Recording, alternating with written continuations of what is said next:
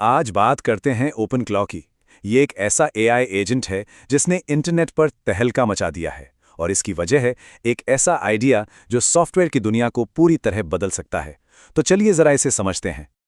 पहले तो ये देखिए कि ये चीज़ कितनी बड़ी बन चुकी है। डेवलपर कम्युनिटी में इसकी पॉपुलैरिटी जैसे आसमान छू गई। गिटहब पर इसे रातों रात 1,60,000 से भी ज़्यादा स्टार्स मिले, जो अपने आप में हैरान करने वाला है। और इसी एक आइडिया ने सबको हिलाकर रख दिया है। ओपन क्लॉ को बनाने वाले का दावा है कि आज हम जिन ऐप्स का इस्तेमाल करते हैं उनमें से ज्यादातर का कोई फ्यूचर ही नहीं है। ये वाकई में एक बहुत बड़ा दावा है। तो सवाल ये है कि आखिर ये ओपन क्लॉ है क्या चीज़? सोचिए, ये एक पर्सनल एआई एजेंट है जो ओपन सोर्स है, और जो बात इसे सबसे खास बनाती है वो ये है कि ये किसी कंपनी के सर्वर पर नहीं, सीधे किसी के कंप्यूटर पर चलता है। और इसका मतलब है कि इसकी पहुंच उस कंप्यूटर की हर एक फाइल, हर एक चीज तक है। और यही वो फर्क है जो ओपन क्लॉ को इतना जबरदस्त पावरफुल बनाता है। देखिए, ज्यादातर एआई क्लाउड में चलते हैं, मतलब उनके पास हमारा बहुत लिमिटेड डेटा होता है। लेकिन ओपन क्लॉ, वो तो हमारे कंप्यूटर पर ही रहता है।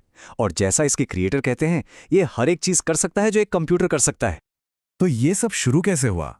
देखिए, ये कोई बड़ी कंपनी का ग्रैंड प्लान नहीं था। इसकी शुरुआत हुई एक डेवलपर की अपनी एक छोटी सी जरूरत से। मिलिए पीटर स्टाइनबर्गर से। इनकी कहानी की शुरुआत एक बहुत ही सिंपल पर्सनल प्रॉब्लम से होती है। वो बस एक ऐसी चीज चाहते थे जिससे वो अपने कंप्यूटर से आसानी से बात कर सकें और कंप्यूटर उनका काम कर दें, बस इतना ही। तो उनका मकसद एकदम साफ था। वो एक एआई दोस्त बनाना चाहते थे। एक ऐसा दोस्त जिसे वो बस कुछ टाइप करके काम दे सकें। एक ऐसा दोस्त जो उन्हें कहीं भी कभी भी उनके कोडिंग के प्रोग्रेस के बारे में बता सके। और सबसे बड़ी बात, एक ऐसा दोस्त जिसे उनके माउस और कीबोर्ड का पूरा कंट्रोल दे सकें। और फिर आया कहानी में वो मोड़ जिसकी किसी ने उम्मीद नहीं की थी। एक ऐसा पल जब इस क्रिएशन ने अपने क्रिएटर को ही हैरान कर दिया। हुआ यूं कि पीटर मराकेश ने थे। उन्होंने अपने बॉट को बस यूं ही एक वॉइस मैसेज भेजा, पर भेजते ही उन्हें याद आया, अरे मैंने तो इससे वॉइस मैसेज हैंडल करने के लिए प्रोग्राम किया ही नहीं है। वो सोच ही रहे थे कि ये तो काम नहीं करेगा। तभी 10 सेकंड तक टाइपिंग का इंडिकेटर ब्लिंक होता रहा और फिर बॉट ने उनके मैसेज का एकदम परफेक्ट ट्रांसक्रिप्शन भेज दिया। अब सवाल ये उठता है, ये हुआ कैसे? एक बॉट वो काम कैसे कर सकता है जिसके लिए उसे कभी प्रोग्राम ही नहीं किया गया? और इसी सवाल का जवाब हमें ओपन क्लॉ की असली ताकत दिखाता है। और इसका जवाब तो सच कहूं कमाल का है।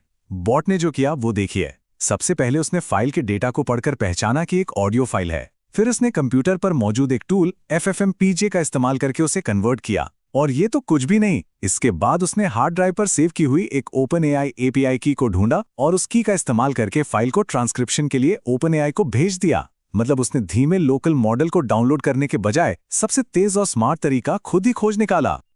और ये सब देखकर पीटर का रिएक्शन क्या था? बस एक शब्द। यही वो अरे बाप रे वाला मोमेंट था जब उन्हें समझ आया कि उन्होंने कोई मामूली चीज नहीं बल्कि कुछ बहुत ही स्पेशल बना दिया है। तो इस कहानी का मतलब क्या है? इसके परिणाम कितने बड़े हो सकते हैं? सोचिए, अगर एक एआई ये सब कर सकता है तो फिर हमें इतने सारे अलग अलग ऐप्स की जरूरत ही क्यों है? जरा सोचिए, किसी को फिटनेस ऐप की जरूरत क्यों पड़ेगी? जब उनका एजेंट पहले से ही जानता है कि उन्होंने क्या खाया है और वो खुद ब खुद उनके जिम के शेड्यूल को बदल सकता है, उसे अलग से कुछ बताने की जरूरत ही नहीं। या फिर टू डू लिस्ट ऐप्स का क्या? उनकी क्या जरूरत है? जब कोई बस अपने एजेंट को बोल सकता है, सुनो मुझे ये याद दिला देना, और बस काम खत्म, एजेंट खुद ही बाकी सब संभाल लेगा। तो मतलब ये हुआ कि ज्यादातर ऐप्स जो सिर्फ डेटा को मैनेज करते हैं, जैसे नोट्स लेना, रिमाइंडर लगाना, उनकी जगह तो एजेंट ले लेंगे। तो बचेगा क्या? शायद वही ऐप्स जो सीधे फोन के हार्डवेयर से जुड़े हैं, जैसे कि कैमरा। तो अगर ऐप्स खत्म हो जाएंगे और एआई मॉडल भी आम हो जाएंगे, तो फिर असली कीमती चीज क्या होगी? भविष्य में असली वैल्यू किस चीज की होगी? जवाब है डेटा। आज बड़ी बड़ी कंपनियां हमारे डेटा को अपने सर्वरों में कैद करके रखती हैं, लेकिन ओपन क्लॉ का नजरिया बिल्कुल अलग है। यहां सारी यादें, सारा डेटा सिंपल टेक्स्ट फाइल्स में हमारे अपने कंप्यूटर पर रहता है। मतलब हम ही उसके असली मालिक हैं। और इससे भी ज्यादा दिलचस्प है बॉट की आत्मा का कॉन्सेप्ट।